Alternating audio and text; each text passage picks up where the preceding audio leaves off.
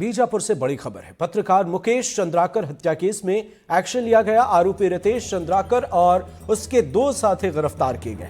Police ने तीनों आरोपियों को दिल्ली से गिरफ्तार किया है। दिल्ली से गिरफ्तार कर बीजापुर लाए गए तीनों आरोपी ठेकेदार सुरेश चंद्राकर को तलाश रही है पुलिस। तो ये बड़ी खबर आपको बता रहे हैं। एनडीटीवी के पत्रकार मुकेश चंद्राकर हत्याकांड में एक्शन लिया गया है। आरोपियों की गिरफ्तारी, आरोपी रितेश चंद्राकर और उसके 2 साथियों को दिल्ली से गिरफ्तार किया गया है। पुलिस ने आरोपियों को लेकर और भी पड़ताल शुरू की है। इसमें और भी जितने लोग शामिल होंगे इस हत्याकांड में, उन सब की गिरफ्तारी की बात और कोशिश जारी है। बीजापुर से यह बड़ी खबर आपको बता रहे हैं। पत्रकार मुकेश चंद्राकर हत्याकांड मामले में जुड़े हुए बड़े अपडेट सामने आ रहे हैं।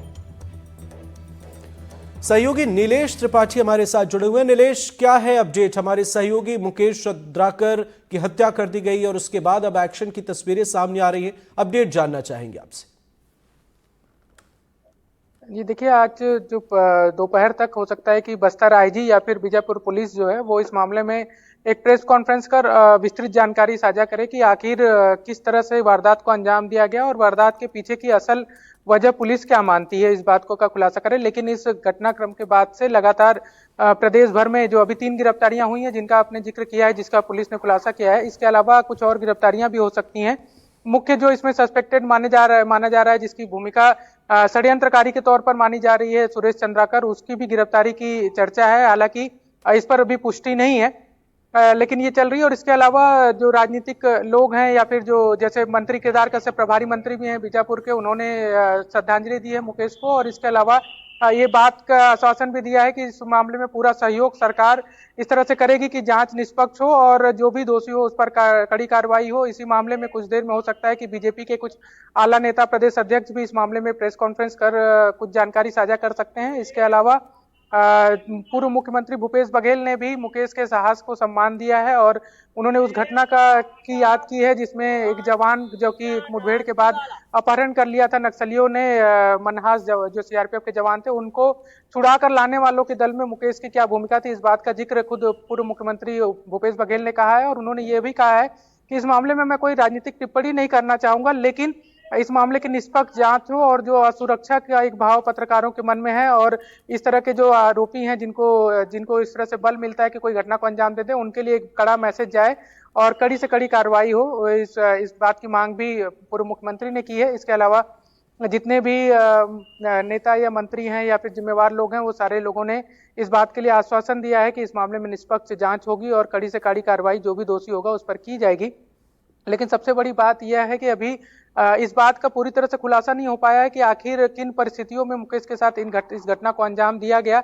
रितेश चंद्राकर जो इस मामले में मुख्य आरोपी के तौर पर जिसको देखा जा रहा है या उसकी बहुत ही गंभीर भूमिका देखी जा रही है, उसके पीछे वजह यही है कि मुकेश की जो आखिरी बातचीत हुई थी फोन पर 1 जनवरी की रात करीब 8 बजे से 8:30 बजे के बीच में, वो आखिरी बातचीत रितेश चंद्राकर से ही थी, 3 मिनट से ज्यादा की। और उसके बाद चूंकि 6:30 बजे के आसपास, 6 से 6:30 बजे के आसपास मेरी बातचीत खुद मुकेश से हुई थी एक खबर के सिलसिले में। तब उन्होंने फोन कॉल रखते हुए ये बताया था कि रितेश उससे मिलने आने वाला है।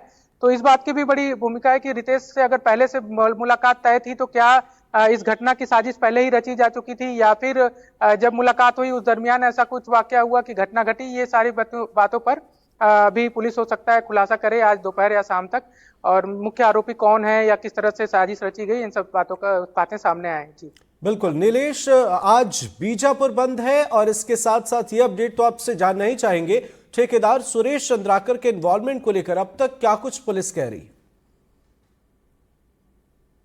देखिए, पुलिस अभी इस मामले में कुछ भी आधिकारिक तौर पर नहीं कह रही है, लेकिन ये जरूर क्योंकि जो खबर हमने दिखाई थी, जिस खबर को लेकर चर्चा हो रही है कि घटिया सड़क निर्माण की जो खबरें हमने दिखाई थी, मैं खुद ग्राउंड पर गया था, वो सड़क बनाने का जो ठेका मिला था उसमें जितने भी ठेकेदार हैं उनमें एक बड़ा ठेकेदार सुरेश चंद्राकर है। और कहा यह भी जा रहा है कि सुरेश चंद्राकर की ओर से मुकेश से कुछ अपील की जा रही थी, मुकेश से बातचीत करने की कोशिश की जा रही थी, उसके कुछ लोग लगातार उससे बातचीत करने की कोशिश कर रहे थे। लेकिन इसमें एक बड़ी बात यह भी है जो अभी तक हमको जानकारी मिली है कि मुकेश की ओर से सुरेश चंद्राकर को कोई संपर्क नहीं किया गया था पहले से। मुकेश की ओर से पहले से कोई कॉल सुरेश चंद्राकर को नहीं किया गया था, जबकि इस मामले में जब कार्रवाई हुई और उसके बाद जब जांच दल बैठी तो सुरेश चंद्राकर की ओर से मुकेश को संपर्क करने की कोशिश की जा रही थी। तो ऐसे में कई सारी चर्चाएं हैं और सुरेश की उसमें क्या भूमिका है ये जरूर अभी संदेह में ही है, लेकिन उस पर कोई आधिकारिक पुष्टि नहीं हुई है। लेकिन ये माना जा रहा है कि जो भी कुछ हुआ है उसके पीछे घटना जिसने भी अंजाम दिया हो, लेकिन साजिश जरूर सुरेश चंद्राकर की इसमें मानी जा रही है। और साजिश सिर्फ ये नहीं कि घटना को अंजाम देने बल्कि घटना को छुपाने में भी, ताकि क्योंकि जो सेप्टिक टैंक के ऊपर स्लैब किया गया वो प्रीमिसेस उसका है, तो आखिर बिना उसकी अनुमति के कोई स्लैब कैसे कर देगा, ये सारे सवाल हैं। और इसमें उसकी भूमिका जरूर संदिग्ध मानी जा रही है कि घटना किसी ने भी अंजाम दी हो, किसी तरह से अंजाम दी हो, लेकिन उसको छुपाने में भी इसकी बड़ी भूमिका मानी जा रही है। जी अमृत। बिल्कुल नीलेश, हत्या के विरोध में शहर में दुकानें बंद हैं, न्याय की मांग की जा रही है, पत्रकारों ने भी प्रदर्शन किया है, विरोध जताया है इस हत्याकांड का। क्या है अपडेट, कैसी स्थिति?